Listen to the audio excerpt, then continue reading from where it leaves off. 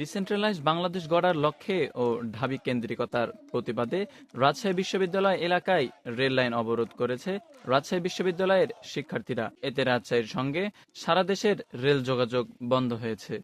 বুধবার 5 মার্চ বেলা 11টার দিকে রাজশাহী বিশ্ববিদ্যালয় স্টেশন এলাকায় তারা এই অবরোধ শুরু করেন। এ বিষয়ে রেল স্টেশনের ভারপ্রাপ্ত স্টেশন ম্যানেজার শহীদুল আলম বলেন, সকাল থেকে ট্রেন চলাচল স্বাভাবিক ছিল, তবে এখন সব ট্রেন রাজশাহী স্টেশন ও হরিয়ান স্টেশনে আটকা আছে।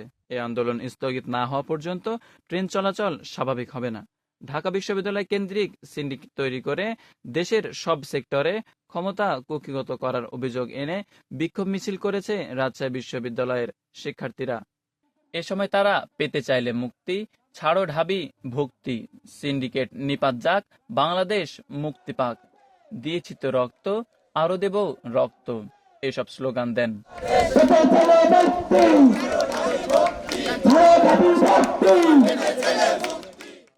শিক্ষার্থীরা বলছেন, আমরা চাই সকল স্টেক তাদের হিসাব বুঝে পাক এবং সকল স্টেক তাদের শহীদদের রক্তের হিসাব বুঝে পাক। আমরা চাই সকল স্টেক তাদের হিসাব বুঝিয়ে পাক, সকল স্টেক তাদের শহীদের রক্তের হিসাব বুঝিয়ে পাক।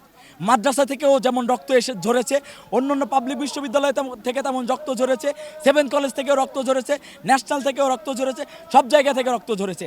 তাহলে এটার বিপ্লবের সুবিধা একমাত্র কেন একটা প্রতিষ্ঠান বা একটা অঞ্চল পাবে?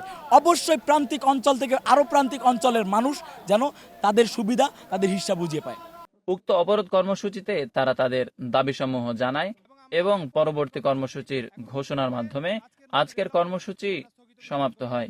রাজশাহী বিশ্ববিদ্যালয় দাবি নাম্বার 1, রাজশাহী বিশ্ববিদ্যালয়, চট্টগ্রাম বিশ্ববিদ্যালয়, জাহাঙ্গীরনগর বিশ্ববিদ্যালয়, জগন্নাথ বিশ্ববিদ্যালয়, 7 কলেজ, প্রাইভেট বিশ্ববিদ্যালয়সমূহ, জাতীয় বিশ্ববিদ্যালয় এবং মাদ্রাসা সহ বাংলাদেশের সকল স্টেকদের যোগ্যতার ভিত্তিতে রাষ্ট্র সংস্কারে অংশগ্রহণ নিশ্চিত করতে হবে।